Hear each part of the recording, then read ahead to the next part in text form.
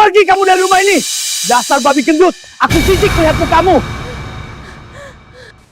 Tega sekali kamu, Mas. Mengusirku saat aku hamil besar. Tunggu saja pembalasanmu. Aku pikir pernikahan kami adalah surga, tempat berlindung dari badai dunia. Hingga perutku membesar dan tirai kebohongan suamiku, Ardan, tersingkap.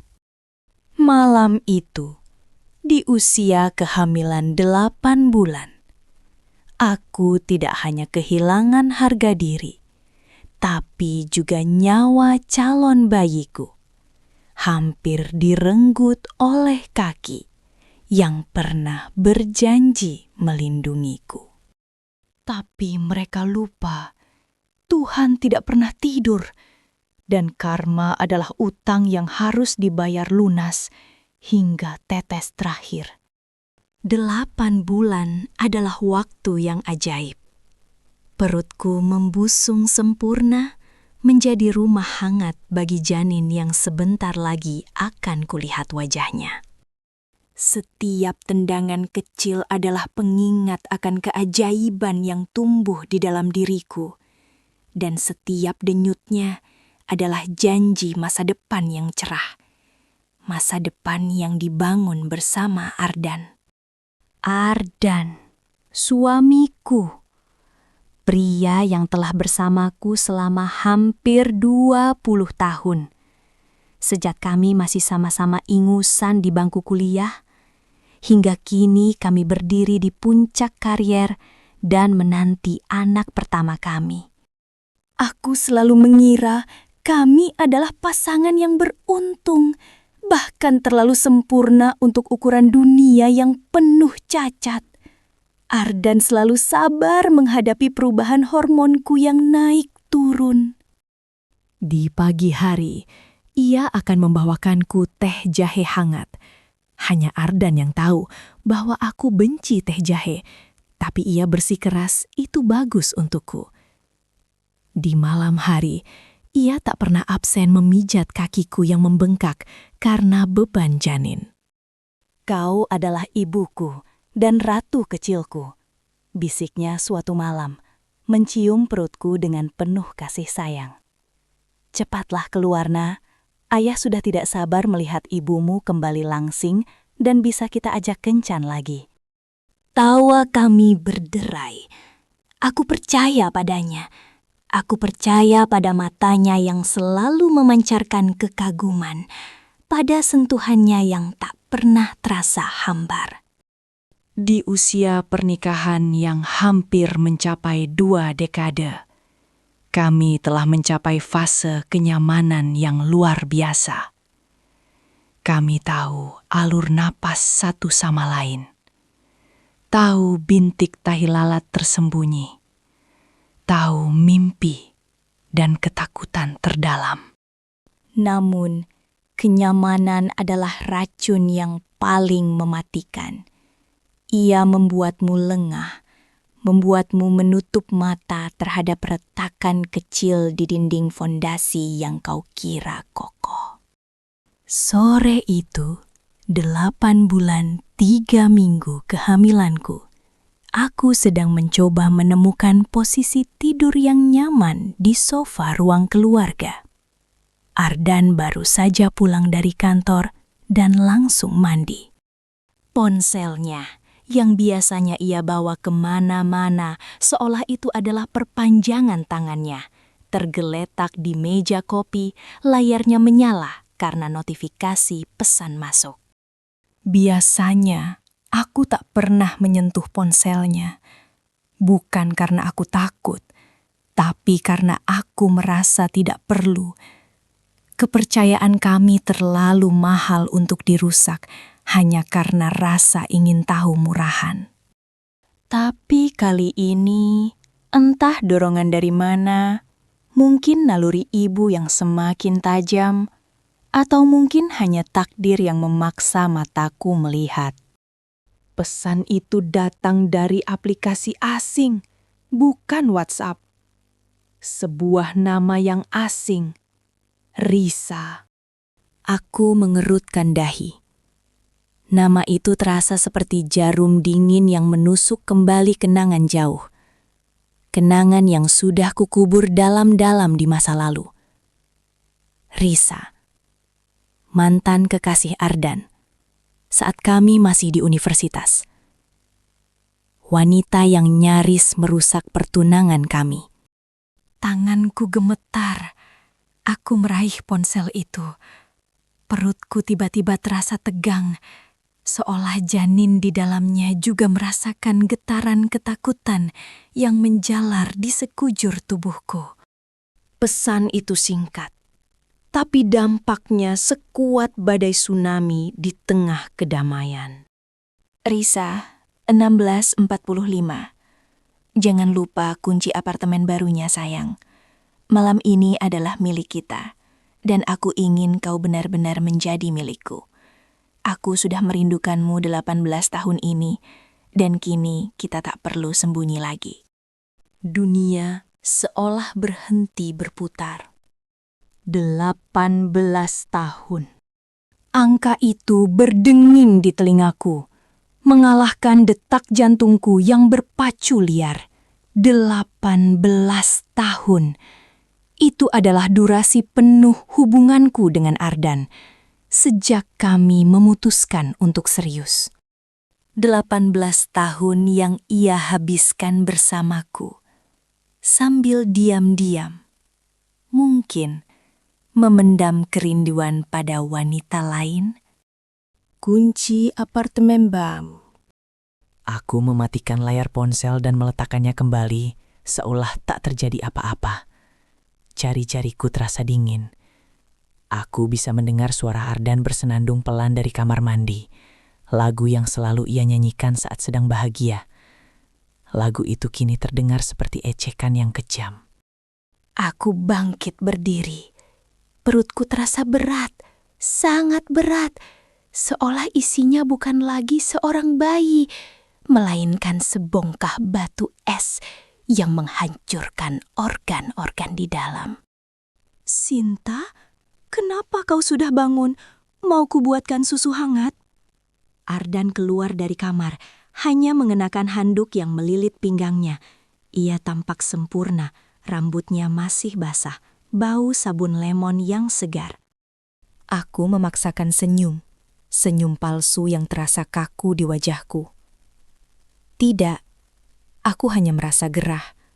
Aku mau keluar sebentar, mungkin mencari udara segar. Keluar? Sendirian? Tidak boleh, sayang. Kau sedang hamil besar. Aku akan menemanimu. Tidak perlu, Dan, kataku cepat. Mungkin terlalu cepat. Aku hanya ingin ke minimarket di ujung jalan. Aku butuh es krim rasa aneh yang kemarin kau larang aku beli. Ia tertawa. Tawa yang penuh kasih sayang. Atau mungkin tawa yang penuh kepura-puraan. Baiklah, ratuku, tapi jangan lama-lama. Dan jangan lupa bawa ponselmu. Aku mengangguk.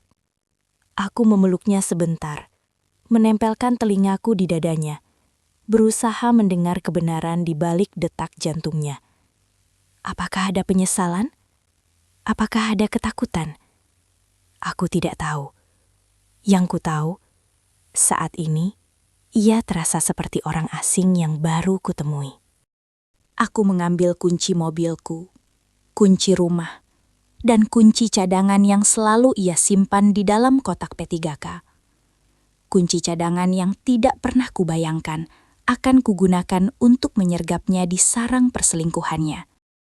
Menyusuri jalanan malam sambil hamil 8 bulan adalah siksaan fisik. Setiap gundukan di jalan membuat pinggulku menjerit. Setiap tarikan napas terasa dangkal. Aku seharusnya di rumah, beristirahat, menunggu suamiku pulang, dan membacakan dongeng untuk bayi kami. Alih-alih, aku sekarang menjadi detektif amatir, mengikuti mobil Ardan yang melaju kencang menuju kawasan apartemen elit di selatan kota. area yang jauh dari rumah kami. Apartemen The Solitude. Nama yang ironis. Tempat yang dibangun untuk kesendirian dan kerahasiaan. Aku memarkir mobilku agak jauh di balik pohon besar. Aku melihat Ardan memarkir mobilnya di basement khusus penghuni. Aku menunggu beberapa menit, mencoba menenangkan detak jantungku yang seperti jenderang perang. Aku turun dari mobil. Rasanya seperti membawa beban 100 kilo. Aku mengenakan gaun hamil yang longgar. Penampilanku jauh dari kata menarik. Dan aku merasa sangat rentan. Rasa mual dan perih di ulu hati bercampur dengan kemarahan dingin. Aku tahu aku harus kembali. Aku tahu jika aku melangkah lebih jauh, hidupku akan hancur total. Tapi aku tidak bisa. Kebohongan 18 tahun itu terlalu berat untuk kubiarkan berlalu tanpa konfrontasi. Aku butuh kebenaran, seburuk apapun bentuknya. Aku berhasil menyelinap masuk ke lobi. Aku mengingat plat mobil Ardan dan nomor parkirnya. Dengan sedikit keberuntungan dan kepura-puraan, aku berhasil mendapatkan nomor unit apartemennya dari seorang petugas keamanan yang kupaksa percaya bahwa aku adalah istri penghuni baru yang lupa nomornya. Lantai 27. Unit A. Aku menaiki lift, membiarkan pantulan diriku yang gemuk dan lelah terpampang di cermin baja. Wanita di cermin itu adalah wanita yang sebentar lagi akan dihancurkan. Saat aku berdiri di depan pintu unit 27A, aku menarik nafas panjang. Aku mengeluarkan kunci cadangan yang kugenggam erat. Kunci itu dingin. Logamnya tajam menusuk telapak tanganku, seperti penyesalan yang akan segera kurasakan. Aku memasukkan kunci, memutar pelan, memastikan kunci itu tidak menimbulkan suara. Aku mendorong pintu sedikit terbuka, hanya selebar mata. Cahaya temaram dari dalam, bau parfum wanita yang manis, dan suara tawa. Tawa itu bukan tawa renyah yang biasa aku dengar dari bibir Ardan saat ia menonton komedi. Ini adalah tawa yang lebih intim, lebih santai. Tawa yang hanya dilepaskan seseorang saat ia merasa benar-benar bebas dari beban dan tuntutan hidup. Aku mendorong pintu sedikit lagi, dan pemandangan di depanku membeku. Ardan duduk di sofa kulit berwarna krem, hanya mengenakan kaos dan celana piyama. Di pangkuannya, bersandar manja, adalah Risa. Rambut hitam Risa yang panjang tergerai di bahu Ardan. Risa menoleh. Matanya melebar seketika saat melihatku. Ekspresi terkejut yang cepat berganti menjadi seringai kemenangan. Ardan, yang sedang membelai rambut Risa, baru menyadari kehadiranku saat Risa bergerak menjauh. Jantungku terasa seperti dipukul palu godam.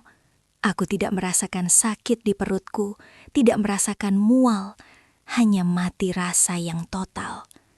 Seluruh darah di tubuhku seolah ditarik paksa ke ujung jari-jari kaki.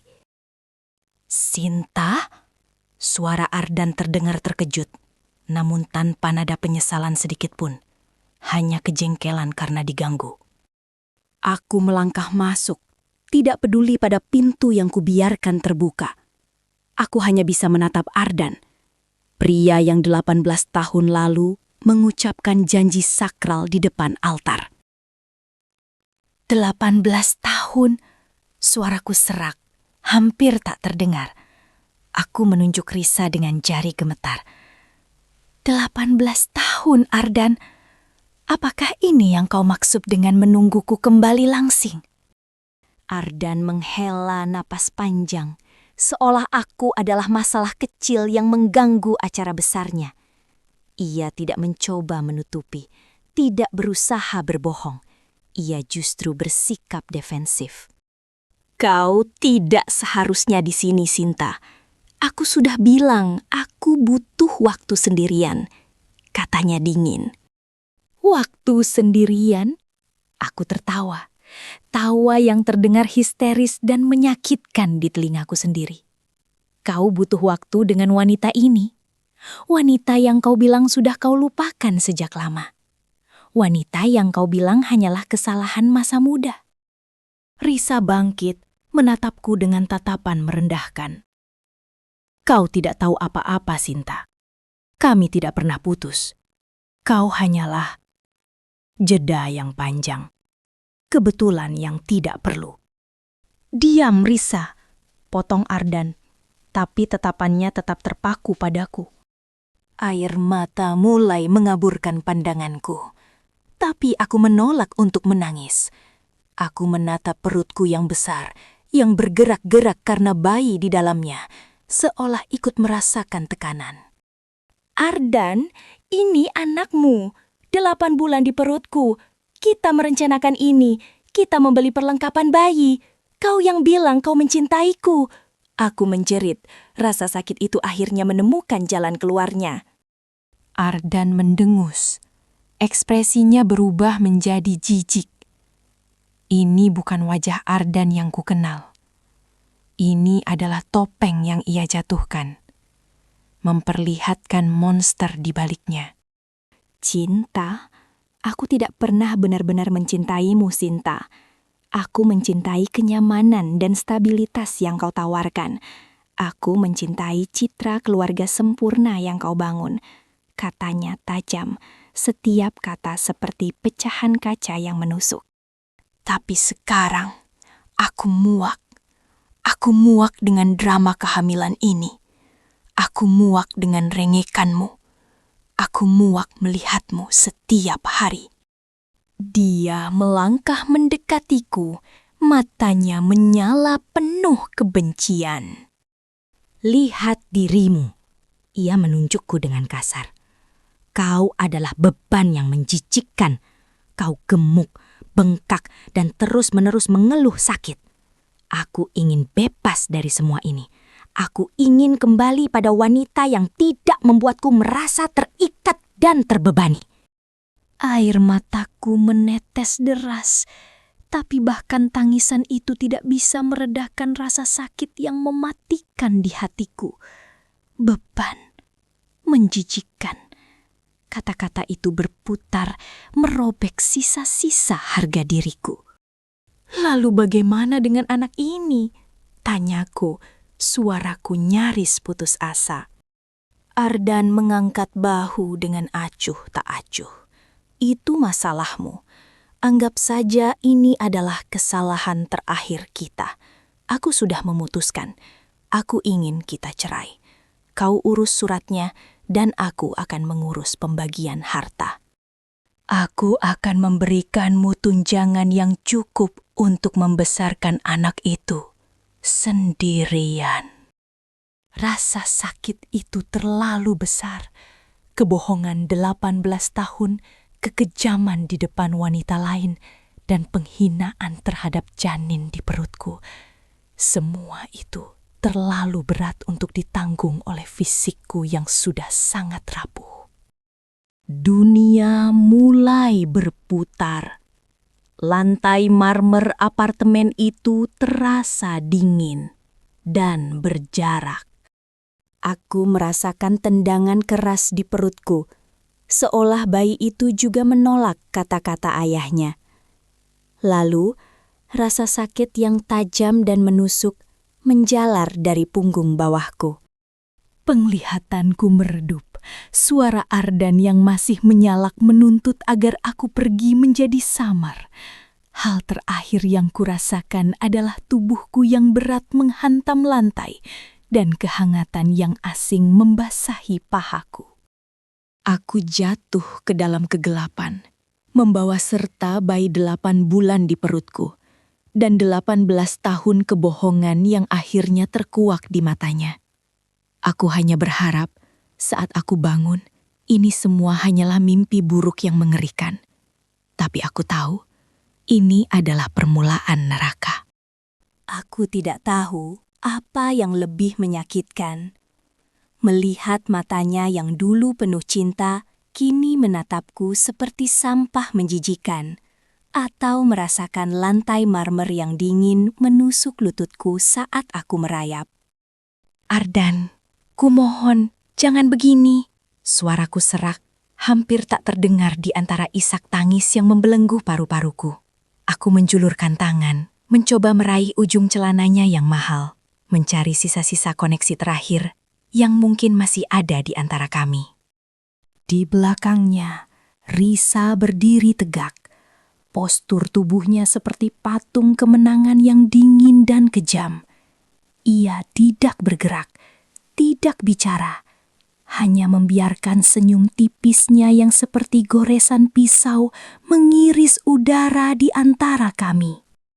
Senyum itu seolah berkata, "Kau kalah dan kau pantas menderita." "Jangan sentuh aku," desis Ardan.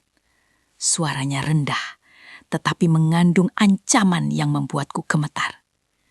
Ia menarik kakinya menjauh, seolah sentuhanku adalah racun mematikan. Aku muak melihat air matamu, Kinan. Drama ini harus berakhir. Drama apa? Ini hidupku, Ardan. Hidup anakmu. Aku menunjuk perutku yang membuncit, yang kini menjadi saksi bisu, dan mungkin juga korban dari kehancuran rumah tangga kami. Kau pikir semua ini lelucon? Bagaimana kau bisa begitu tega? Saat itulah Risa memutuskan untuk berbicara. Suaranya lembut, manipulatif, seperti bisikan iblis yang memprovokasi. "Sayang," katanya, memegang bahu Ardan dengan gerakan intim yang membuatku mual. Dia tidak mengerti. Dia pikir dengan janin itu dia bisa memaksamu kembali. Kasian, dia tidak sadar bahwa yang dia bawa itu hanya beban, hanya rantai yang menghalangimu terbang. Kata-kata Risa seperti percikan api yang membakar bensin di dalam diri Ardan. Matanya yang sebelumnya hanya dingin, kini memancarkan api kemarahan buta. Kemarahan yang ditujukan padaku, pada masa lalu kami, dan pada janin tak berdosa yang kuusung. "Kau dengar itu, Kinan?" Ardan melangkah maju.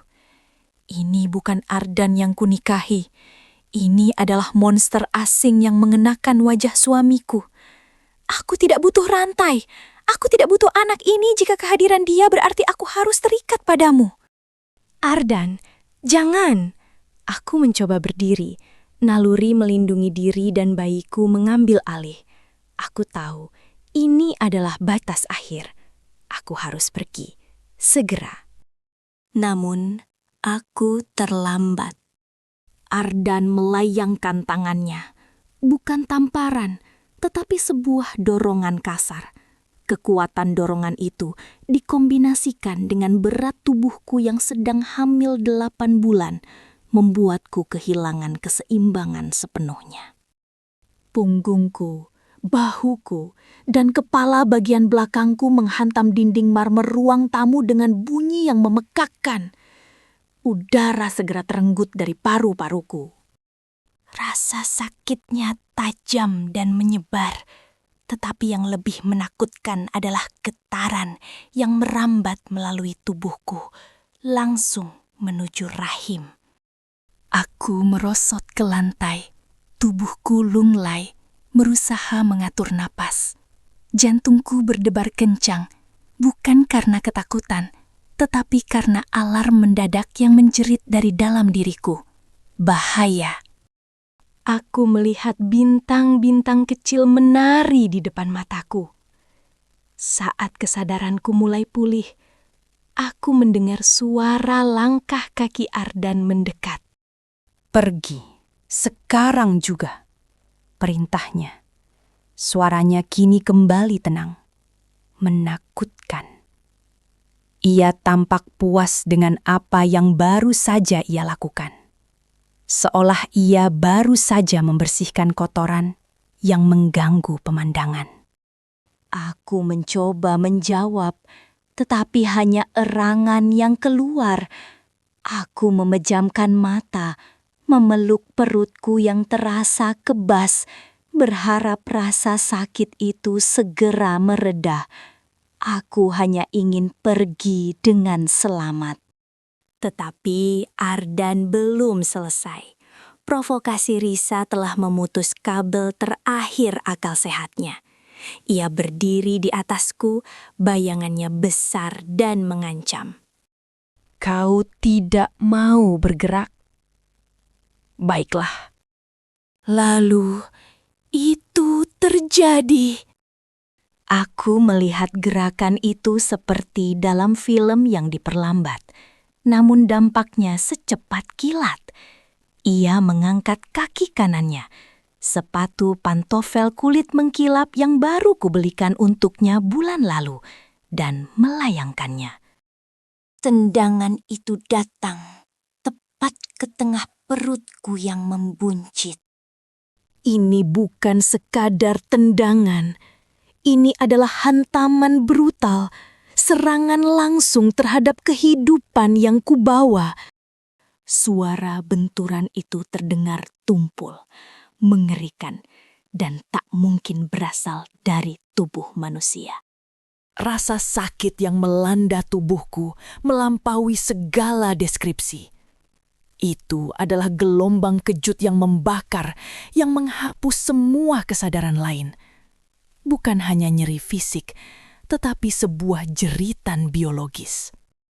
Aku merasa seolah rahimku meledak, seolah organ-organ internalku saling bergesekan, seolah ada sesuatu yang robek di dalam sana.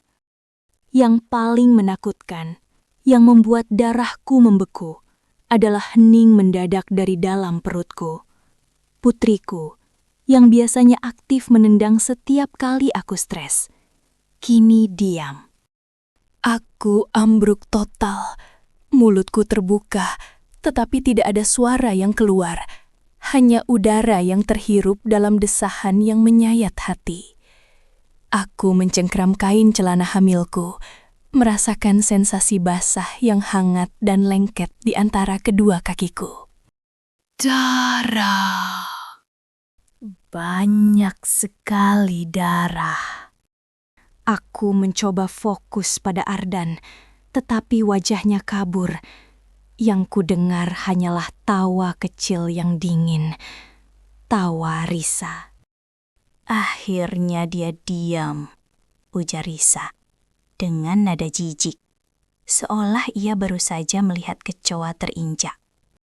Tawa itu dan wajah dingin Ardan yang hanya menatapku tanpa penyesalan memberiku kekuatan sesaat yang aneh. Kekuatan yang lahir dari keputusasaan paling gelap. Ardan, aku berhasil berbisik. Darah mulai membasahi karpet mahal mereka. Kau akan menyesal. Aku tidak selesai bicara, karena ia menarik lenganku dengan kasar. Ia menyeretku. Aku adalah beban mati yang diseret di lantai marmer, yang kini menjadi licin karena darahku sendiri. Setiap tarikan terasa seperti tusukan pisau di perutku. Aku tahu pasti bahwa aku sedang kehilangan putriku. Ia menyeretku hingga ke koridor. Lalu dengan sisa-sisa tenaga, ia mendorongku keluar dari pintu apartemen, seperti membuang sampah. Pintu itu dibanting keras. Suara kunci yang berputar bergema mengakhiri hidupku yang lama. Aku tergeletak di lantai koridor, di antara sepatu dan keset tetangga. Pandanganku kabur, dan warna merah mulai memenuhi retinaku. Aku merasakan dinginnya lantai, tetapi perutku terasa panas membara. Aku mencoba memanggil ambulans, tetapi tangan gemetaranku tidak bisa menekan tombol ponsel. Aku hanya bisa berbisik, "Tolong, bayiku." Saat itulah suara panik terdengar. "Ya Tuhan, Nona, apa yang terjadi?" Seorang wanita paruh baya, Butini, yang tinggal di unit sebelah, muncul. Dia baru kembali dari belanja. Kantong-kantong belanjaan jatuh ke lantai. Wajahnya pucat pasi melihat genangan darah di sekitarku. "Suami, tendang." Hanya itu yang bisa kukatakan sebelum kesadaranku mulai memudar. Butini tidak membuang waktu. Ia berteriak meminta bantuan kepada suaminya sambil menelepon nomor darurat. Suara panik Butini dan suara sirene yang mendekat adalah hal terakhir yang kudengar sebelum dunia menjadi hitam. Aku terbangun dalam bau antiseptik dan bunyi monitor jantung yang berirama monoton. Cahaya putih menusuk mataku. Aku di rumah sakit. Rasa sakitnya berbeda sekarang. Rasa sakit yang tumpul dan kosong. Rasa sakit yang menandakan bahwa sesuatu yang sangat penting telah diambil dariku. Kepalaku terasa berat dan tenggorokanku kering. Di sampingku, seorang dokter wanita dengan wajah lelah dan serius sedang mencatat sesuatu di papan klipnya. "Nyonya Kinan sudah sadar?" tanyanya pelan. Aku mencoba menggerakkan tubuhku. Ada perban besar di perutku.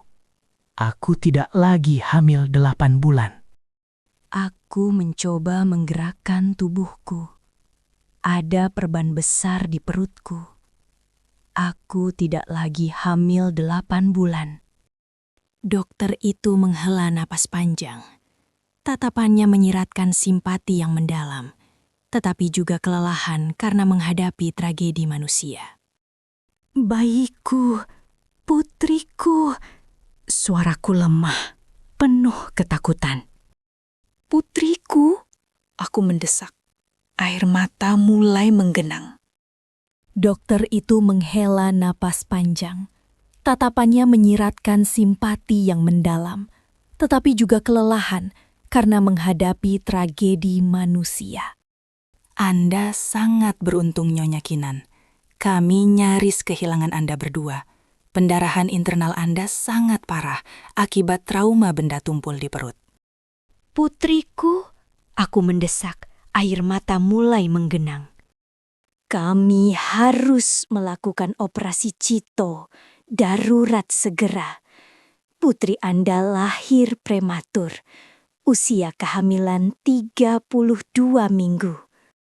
Jantungku berdebar kencang. Prematur. Apakah dia baik-baik saja?" Dokter itu tersenyum tipis. Dia adalah pejuang kecil. Dia berhasil selamat, meski harus segera dilarikan ke ruang NICU. Beratnya di bawah rata-rata, dan ia mengalami sedikit gangguan pernafasan. Tetapi prognosisnya baik. Dia kuat, Kinan. Dia pasti ingin bertemu ibunya. Aku menangis lagi. Kali ini bukan karena rasa sakit fisik, tetapi karena kelegaan yang membanjiri jiwaku. Putriku selamat. Tendangan brutal Ardan itu gagal membunuhnya. Setelah beberapa jam di ruangan yang hening, didorong di kursi roda oleh perawat, aku dibawa ke depan inkubator kaca, tempat putriku berjuang untuk hidup.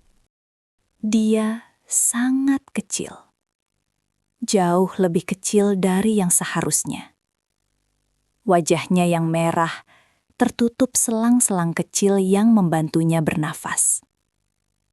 Jantungnya, jantung kecil yang nyaris dihentikan oleh sepatu ayahnya, berdetak dengan ritme yang stabil namun rapuh. Aku mendekatkan tanganku ke kaca inkubator. Namanya belum ada, tetapi cintaku padanya sudah melampaui batas.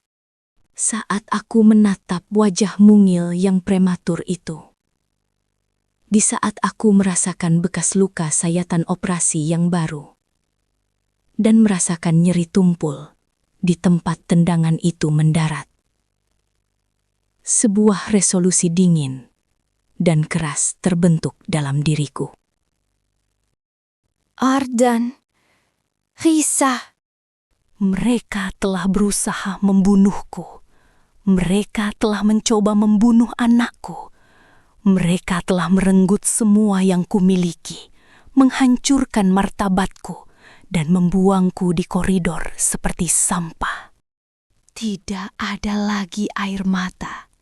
Tidak ada lagi permohonan. Peristiwa itu, dorongan dan tendangan itu telah membunuh Kinan yang lama. Kinan yang lembut, yang penuh harapan, yang mencintai suaminya. Yang tersisa kini adalah Kinan yang baru, yang memiliki satu tujuan tunggal. Aku bersumpah. Sumpah itu terukir di tulang rusukku yang memar dan di bekas luka operasi yang masih mentah. Aku bersumpah di hadapan putriku yang sedang berjuang, di hadapan Tuhan, dan di hadapan jiwaku sendiri. Aku akan bangkit. Aku akan memastikan Ardan dan Risa membayar mahal. Bukan hanya membayar kerugian, tetapi membayar setiap tetes darah yang tumpah di lantai apartemen itu. Aku akan memutuskan semua kontak dengan Ardan. Tidak ada telepon, tidak ada pesan, tidak ada permintaan cerai. Belum, aku harus menghilang dari radarnya. Aku segera menghubungi Butini dan meminta bantuan untuk membereskan sisa-sisa barangku di apartemen tanpa sepengetahuan Ardan. Dengan uang tabunganku yang tersisa dan bantuan orang tua yang segera kujelaskan situasinya, tanpa merinci kebrutalan tendangan itu untuk menyelamatkan mereka dari syok, aku membuat keputusan. Setelah putriku cukup stabil untuk bepergian, aku akan kembali ke kampung halaman, ke tempat yang jauh dari hiruk-pikuk kota. Aku akan memulihkan diri, merawat putriku yang adalah mujizat hidupku, dan merencanakan kebangkitan. Aku akan kembali, dan saat aku kembali, mereka tidak akan lagi melihat Kinan si istri yang dihinakan. Mereka akan melihat musuh yang siap menghancurkan mereka tanpa ampun. Tendangan itu bukan akhir. Tendangan itu adalah awal dari pembalasan yang setimpal. Tendangan itu adalah harga yang harus kubayar untuk kebangkitanku. 2 bulan adalah waktu yang singkat. Namun, entah bagaimana, bagi kami, ia terasa seperti sebuah kelahiran kembali. Ketika saya ditendang keluar dari rumah itu, rumah yang saya bangun dengan keringat dan perencanaan bertahun-tahun, saya tidak hanya kehilangan suami dan atap di atas kepala. Saya kehilangan identitas, harga diri, dan yang paling parah, rasa aman yang seharusnya melindungi janin 8 bulan di dalam perut saya. Namun, rasa sakit fisik yang hebat setelah melahirkan Ayla, putri kecil saya, telah melunakkan nyeri emosional. Sekarang, 2 bulan kemudian, bekas luka operasi sesar telah memudar menjadi garis perak samar di bawah perut saya. Dan luka pengkhianatan di hati saya telah mengeras menjadi lapisan baja yang dingin. Saya menemukan perlindungan di sebuah unit apartemen kecil di pinggiran kota, jauh dari gemerlap pusat kota, tempat Ardan dan Risa sibuk bermain peran sebagai pasangan bahagia yang baru ditemukan. Tempat ini sederhana, namun bersih, terang, dan yang terpenting, aman. Ayla, nama itu kini menjadi mantra, detak jantung, dan satu-satunya alasan saya untuk bangun setiap pagi. Ia adalah mujizat kecil yang selamat dari badai terburuk dalam hidup saya. Setiap pagi, saya akan menghabiskan waktu menatap wajahnya yang damai saat ia tidur di keranjang samping tempat tidur. Pipinya yang gembil, mata kecilnya yang akan terbuka dan menatap saya dengan kepolosan mutlak, seolah dunia ini adalah tempat yang penuh kebaikan. Ayla tidak mengenal kebencian. Ia hanya mengenal lapar, kenyamanan, dan ibunya. Selama 2 bulan ini, pemulihan fisik saya berjalan cepat, berkat disiplin ketat. Saya kembali berlatih yoga ringan, mengonsumsi makanan bergizi yang saya siapkan sendiri dengan anggaran yang sangat terbatas, dan memastikan tidur yang cukup, meski terpotong-potong oleh jadwal menyusui. Kesehatan mental saya jauh lebih stabil. Ketakutan telah digantikan oleh fokus, keputusasaan telah digantikan oleh perhitungan matematis. Saya tidak lagi melihat diri saya sebagai korban yang menyedihkan yang diusir saat hamil. Saya melihat diri saya di cermin sebagai seorang ibu tunggal, seorang penyintas, dan yang paling penting, seorang eksekutif bisnis yang siap menuntut kembali apa yang telah dicuri darinya.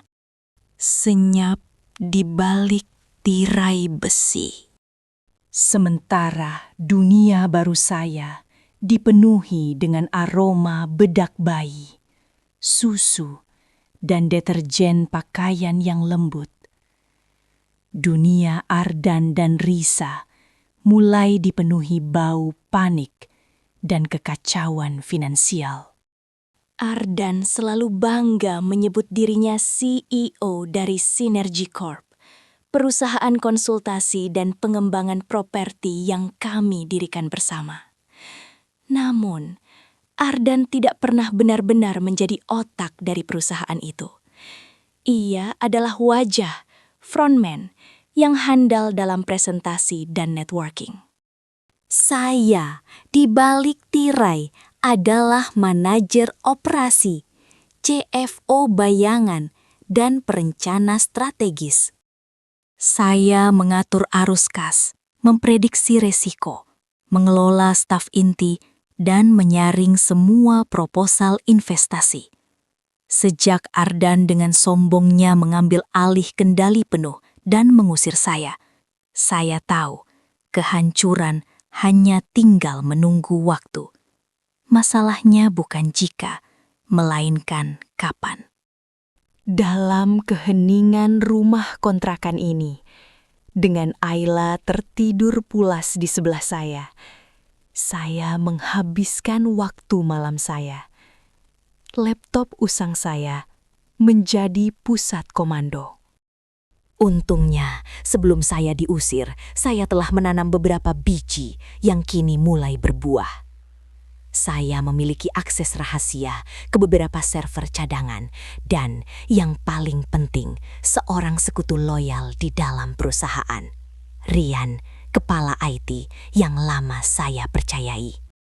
Laporan yang Rian kirimkan kepada saya setiap minggu, disamarkan dalam file terenkripsi, adalah kronik kehancuran yang menyakitkan untuk disaksikan, namun memuaskan sebagai bukti. Minggu keempat pasca pengusiran, Ardan membuat keputusan pertamanya yang ceroboh. Ia membatalkan proyek jangka panjang yang stabil, proyek titanium, dan menggantinya dengan investasi beresiko tinggi di pasar komoditas yang disarankan oleh Risa, atau lebih tepatnya, oleh salah satu kenalan Risa yang mencurigakan. Proyek ini dijanjikan menghasilkan keuntungan cepat, tetapi tanpa manajemen resiko yang saya terapkan, investasi itu segera berbalik menjadi kerugian awal sebesar 15% dari modal kerja. Minggu ke-6, keuangan Sinergi Corp menunjukkan tanda-tanda stres. Yang menambah masalah adalah gaya hidup Risa. Ia tidak hanya pindah ke rumah kami, ia juga mulai memperlakukannya seperti kasino pribadi. Saya melihat foto-foto yang beredar di media sosial yang saya pantau secara anonim. Tas-tas Hermes baru, jam tangan berlian, pesta-pesta mewah yang diselenggarakan di rumah kami hampir setiap akhir pekan. Semua ini dibiayai secara langsung atau tidak langsung dari dana perusahaan yang seharusnya digunakan untuk pengembangan aset.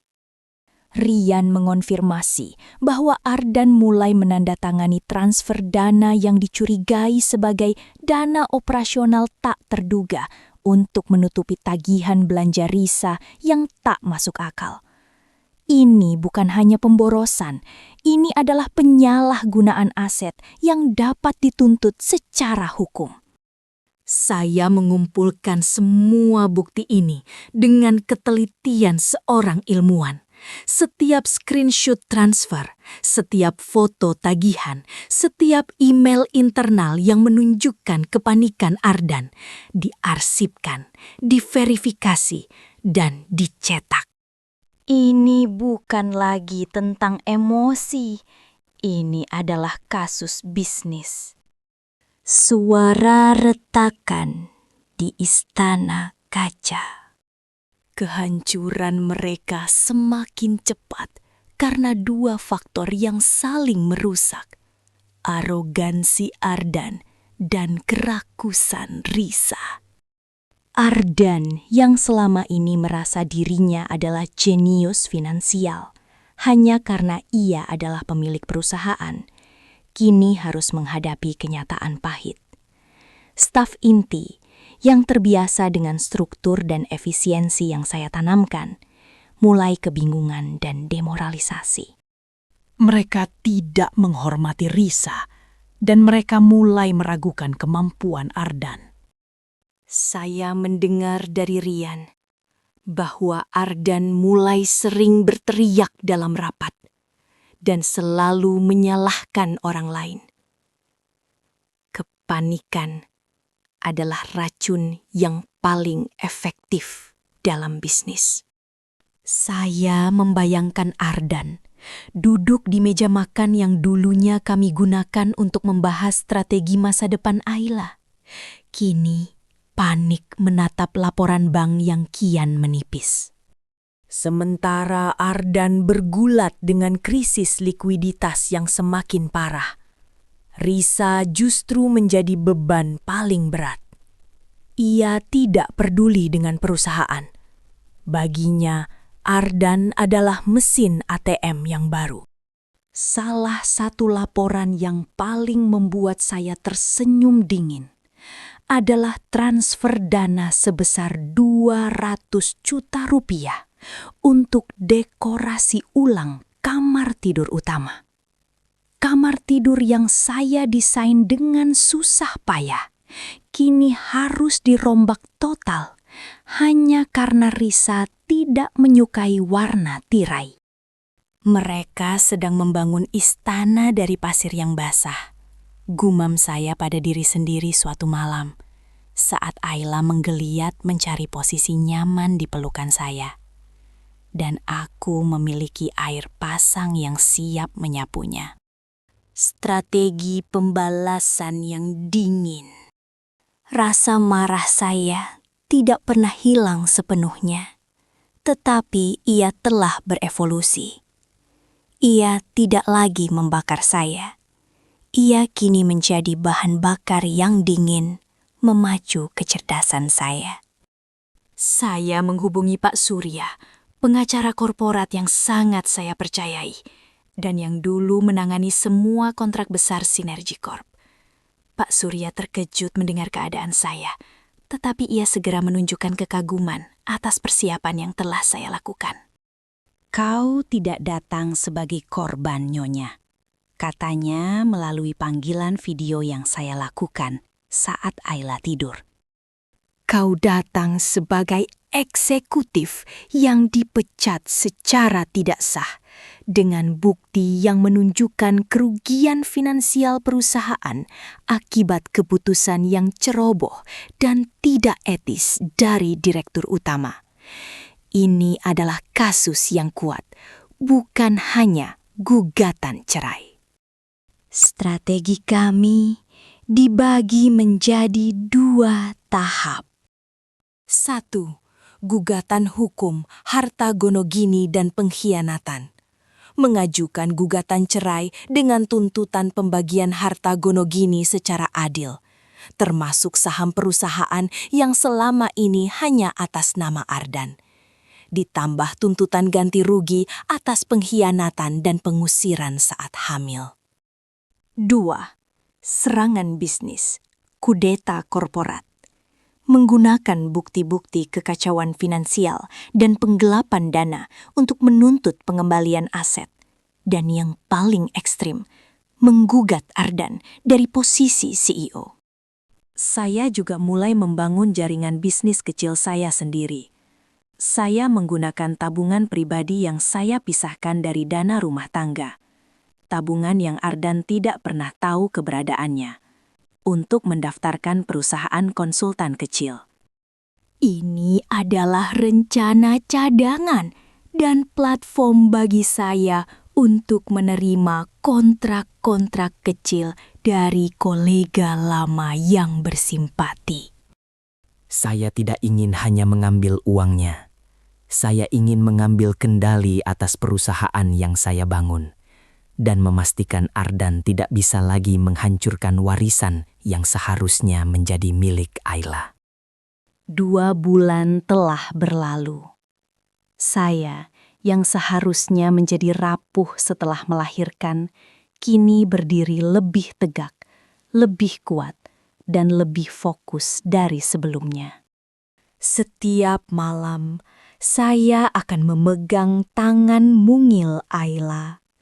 Jari-jari kecilnya akan menggenggam telunjuk saya dengan kekuatan yang mengejutkan. Dunia ini tidak adil, Nak, bisik saya lembut, mencium dahinya. Mereka mengambil rumah kita dan mencoba mengambil harga diri ibu. Tapi ibu berjanji, ibu akan mengambilnya kembali. Semua untukmu. Suara rengekan Ayla adalah satu-satunya suara yang merusak keheningan ruangan. Di kejauhan, di pusat kota yang gemerlap, kehancuran perlahan mulai berderak. Ardan sedang sibuk mencari pinjaman darurat, putus asa. Risa sedang sibuk merencanakan pesta berikutnya.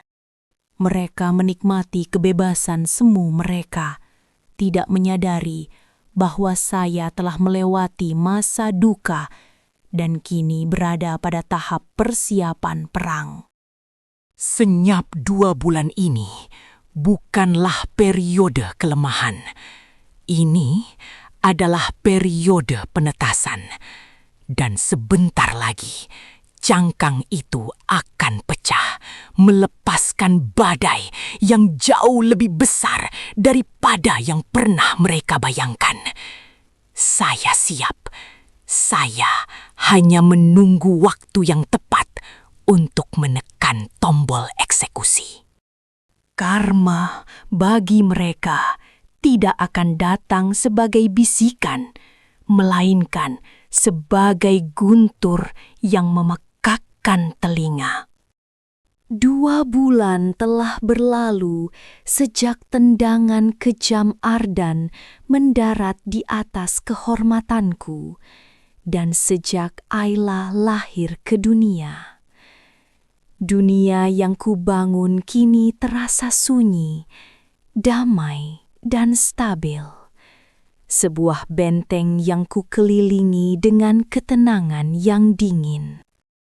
Aku tidak lagi mengenal Sinta yang rapuh, yang menangis terseduh di malam hari. Kini, aku adalah Sinta yang tenang, seorang ibu, dan yang terpenting, seorang wanita yang telah merancang masa depan tanpa bayang-bayang masa lalu yang menyakitkan.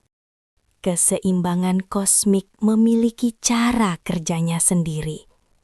Dan aku tahu bahwa saat aku menikmati ketenangan ini, badai pasti sedang melanda sisi lain. Aku tidak perlu mencari tahu. Berita itu datang dengan sendirinya, merayap melalui jaringan bisnis lama, dikirim oleh para mantan kolega Ardan yang kini, entah mengapa, merasa perlu menunjukkan kesetiaan mereka padaku. Kabar pertama adalah mengenai kesehatannya.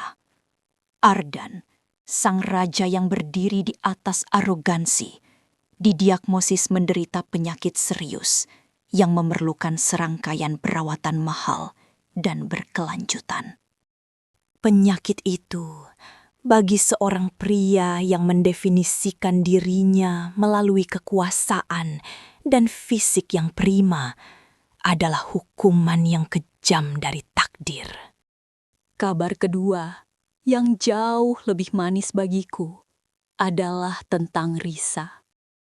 Risa, si wanita simpanan yang berlaga ratu, ternyata memiliki jiwa yang lebih pragmatis dari yang Ardan bayangkan.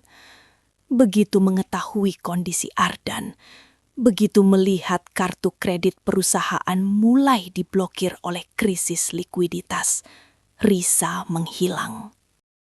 Dia tidak hanya menghilang, dia membawa serta sebagian besar aset likuid yang tersisa. Uang tunai yang seharusnya dipersiapkan untuk dana darurat perusahaan, atau lebih tepatnya, dana yang seharusnya digunakan untuk pengobatan Ardan. Ia telah menghamburkan uang perusahaan untuk tas, liburan mewah, dan perhiasan yang ia pamerkan dengan bangga di media sosial. Dan kini, saat Ardan menjadi beban, ia meninggalkannya dalam reruntuhan. Ironi yang sempurna. Risa telah menghancurkan fondasi finansial Ardan dari dalam. Sementara aku, dari luar, bersiap untuk meruntuhkan kerangka bangunannya. Pagi itu, aku menerima pesan singkat yang menunjukkan betapa putus asanya Ardan. Ia memohon pertemuan. Di mana saja, kapan saja. Ia tidak menyebutkan penyakitnya, tetapi nada suaranya yang penuh keputusasaan sudah cukup memberitahuku segalanya. Aku setuju. Aku memilih sebuah kafe eksklusif yang lokasinya aku pastikan tidak akan pernah ia datangi sebelum ini. Aku tiba 15 menit lebih awal. Aku mengenakan gaun kerja berwarna abu-abu gelap. Potongannya tajam dan formal, mencerminkan ketenangan yang kini kumiliki. Ketika Ardan melangkah masuk, napasku tertahan. Bukan karena rasa sakit masa lalu, tetapi karena rasa terkejut melihat seberapa cepat karma bekerja.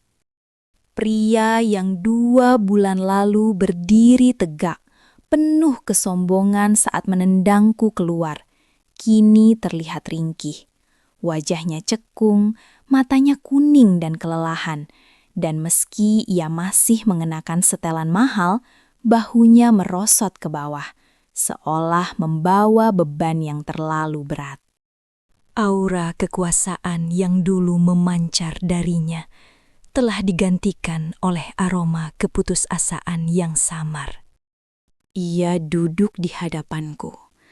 Tangannya yang diletakkan di atas meja gemetar. Sinta, suaranya serak. Ia mencoba meraih tanganku, tetapi aku menariknya menjauh dengan gerakan yang hampir tidak terlihat. Tolong, Ardan, mari kita hilangkan formalitas yang tidak perlu, ujarku. Suaraku rendah dan stabil, seperti es. Katakan saja, apa yang membawamu kemari? Aku memiliki waktu 10 menit. Ia tersentak mendengar nada suaraku yang datar. Wajahnya memucat, menyadari bahwa ia tidak lagi berhadapan dengan wanita yang dicintainya, melainkan dengan hakim yang akan menjatuhkan vonis. Aku minta maaf, katanya. Air mata mulai menggenang di matanya. Tetapi aku tahu, ini bukan air mata penyesalan atas perbuatanku padaku, melainkan air mata ketakutan atas nasibnya sendiri. Aku melakukan kesalahan fatal. Risa, dia bukan seperti yang kukira. Dia meninggalkanku, Sinta. Dia membawa semua dana perusahaan dan pergi. Aku menyesap tehku perlahan. Ardan terkejut. Kau tahu? Tentu saja aku tahu, Ardan. Ketika kau sibuk bermain peran sebagai pria lajang yang baru merdeka dan menikmati uang yang seharusnya menjadi dana operasional, aku tidak duduk diam. Aku mendengar setiap desas-desus, setiap kejatuhan harga saham perusahaanmu, setiap slip gaji yang tertunda. Aku tahu Risa menghabiskan hampir semua cadangan tunai. Dan aku tahu kau sakit. Keheningan melayang di antara kami, tebal dan menyakitkan. Ardan menunduk, lalu kembali menatapku dengan tatapan memohon yang mencicikan. Aku butuh bantuanmu, Sinta. Aku butuh uang untuk pengobatan. Aku butuh akses ke dana perusahaan. Aku janji, aku akan memperbaiki semuanya. Aku akan kembali padamu. Demi Ayla, kita bisa... Berhenti di sana, potongku tajam. Aku meletakkan cangkir tehku, menghasilkan bunyi klik yang memecah ketegangan. Jangan pernah lagi kau gunakan nama Ayla untuk membenarkan kebejatanmu. Kau menendangku keluar saat aku hamil 8 bulan. Kau menodai tahun-tahun pernikahan kita. Apa yang membuatmu berpikir aku akan menjadi penyelamatmu sekarang? Karena kau Sinta. Kau tidak sekejam itu. Aku tertawa, tawa yang kering dan tanpa emosi. Kau yang mendefinisikan ulang kekejaman Ardan. Dan kau benar, aku memang tidak sekejam itu. Aku jauh lebih strategis. Aku bersandar di kursiku, menikmati momen ketika aku bisa merobek topeng terakhirnya.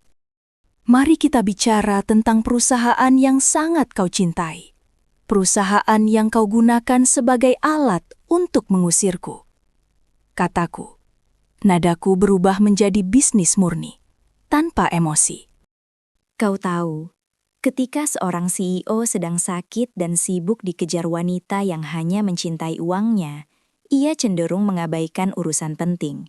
Misalnya, siapa yang membeli saham-saham kecil yang dilepas ke pasar? Ardan mengerutkan dahinya. Kebingungan mulai bercampur dengan ketakutan. Apa maksudmu? Selama 2 bulan terakhir, sejak kau secara resmi menceraikanku. Pasar saham perusahaanmu, Ardan, menjadi sangat menarik bagi investor cerdas. Sahamnya turun drastis, menjadi harga yang sangat menggiurkan.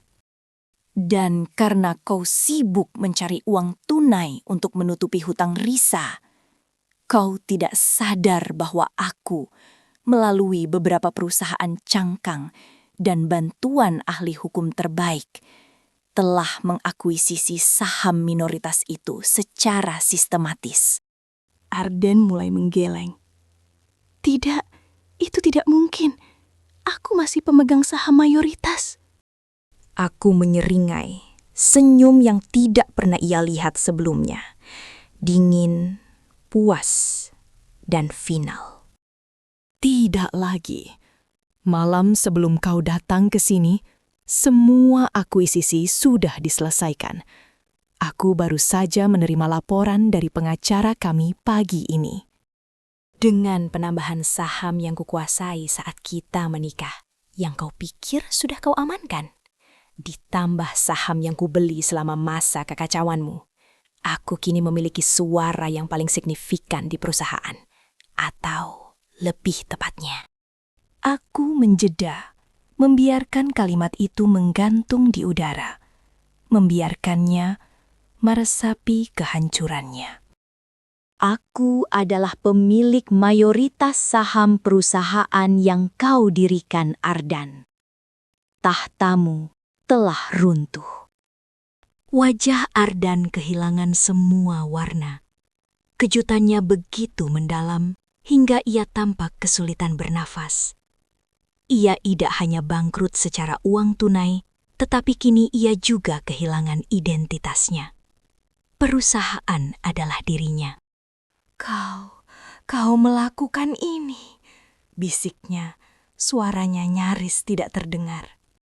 Aku hanya mengambil apa yang seharusnya menjadi milikku, dan apa yang kau gunakan untuk menghancurkanku. Perusahaan itu, Ardan, akan menjadi kompensasi atas rasa sakit yang kau berikan padaku. Kompensasi atas tendangan di perutku saat aku sedang mengandung putrimu. Kompensasi atas kehinaan yang kuderita. Ia bangkit tiba-tiba, mencondongkan tubuhnya ke atas meja, matanya liar. Kau tidak bisa. Itu hidupku. Aku akan melawanmu di pengadilan. Aku tetap duduk tegak, tidak terintimidasi sedikit pun. Lawanlah. Api ingat, kau akan melawan dengan apa? Uang yang sudah dibawa Risa? Atau sisa-sisa harta yang akan segera habis untuk membayar pengacara sementara kau berjuang melawan penyakitmu?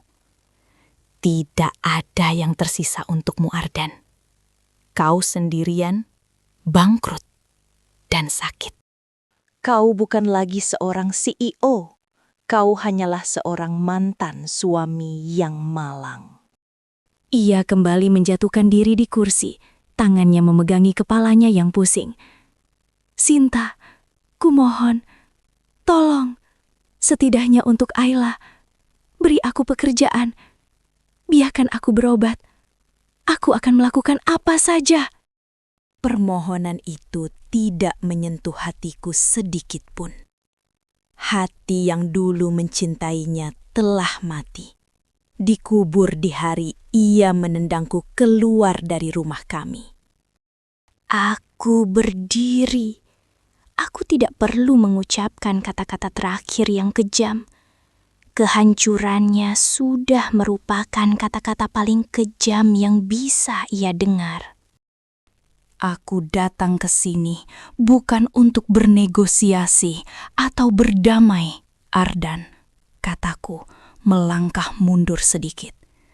Aku datang untuk menunjukkan padamu hasil dari setiap keputusan buruk yang kau buat.